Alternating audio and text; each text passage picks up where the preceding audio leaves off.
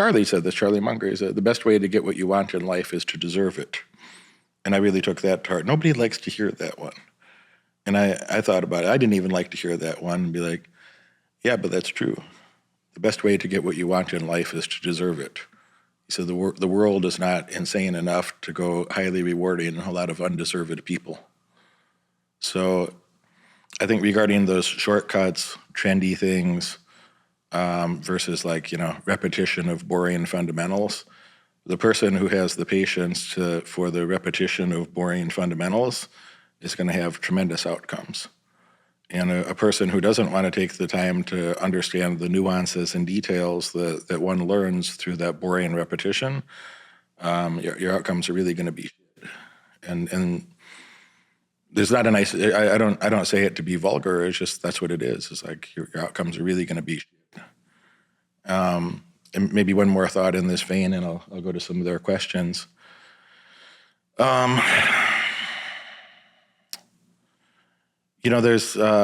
some people that think, I'm special, or I'm special, I'm different. You'll see, I'll show you. And I remember one of the fighter guys, and he was asking me about finance stuff, and we were at the UFC building, the cafeteria there's like the Apex Center, and then that other building has like the PI, Performance Institute. And on the other side of that building, there's like the offices with the cafeteria.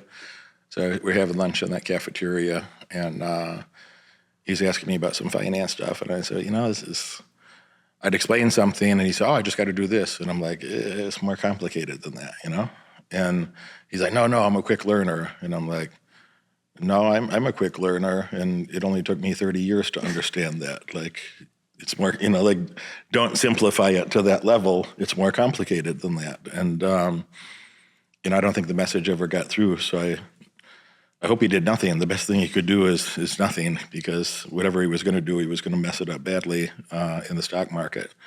And I thought about that different times. Like, how could somebody be so damn smart or so good at one thing and also oblivious that, the same rules apply in other contexts that, for you to develop the skill set that you did that was sufficient to win world championships, that's a lot of training that happened before then. That's not something that happened overnight. And then to have the persistence to be as the sport's evolving, to have the persistence to keep at it and grind your way back to the top and go win your belt back again, that's a hell of a story. Nobody else did that with such a time gap, So I think you're in a unique position to talk about that, of that long grind, that great success doesn't tend to happen overnight, and any little success that you might happen to have overnight is probably not very durable. Somebody could come take it away from you pretty quickly. If it's so easy for you to do, then it's going to be easy for somebody else to do, and you're not that damn special. Things that you could do very easily, somebody else can too. So I like those durable advantages, or long-lasting competitive advantages from that boring repetition. But how did that sort of thinking impact your career or your choices in life? Well, I had fought professionally for 15 years, and for me, I don't think I ever left the top 5, the top 10. So I think maintaining a level of excellence for a very long period of time is more difficult than, just, hey, maybe I went on a streak and I got really successful, or people are like, this person may have gotten lucky, but for me, my journey was okay, I was very successful, and then I wasn't, and I lost 2 fights in a row for the first time in my career, and I had to go back to the drawing board and said, I'm not successful right now because there's something wrong that I'm doing and something that I need to improve. So that's where I took my step, and I had to restart everything, relearn, re-educate myself, grow, evolved, and continue to rise on my journey to regain that title. I was going to ask, I already answered my own question. I was going to ask, how many people do that? Nobody had that much of a gap, Frank Mir is a guy that comes to mind. Frank was heavyweight champion, UFC heavyweight champion.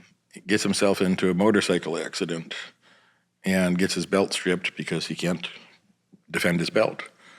About 2 years later, comes back and he's heavyweight champion again. Yeah, I think he actually had the record before me. It was about 4-year gap. I don't know, like if he won it again later, but yeah, he had the record too.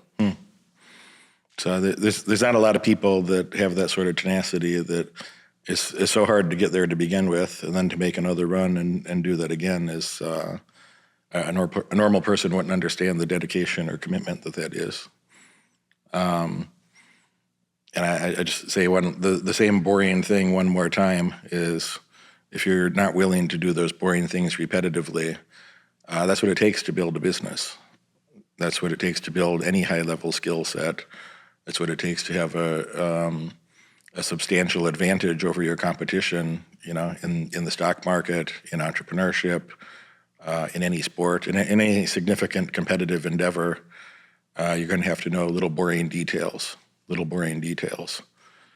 you and I are doing that in the training room. We're talking about, there's little nuanced things that I hear you say that I'm like, ooh, tell me more about that. That are like, that you say something a little different than my other coaches have. Or we were discussing earlier on a crossface of like your arm position, on the chin versus under the chin, and the height differentiation and things like that. Like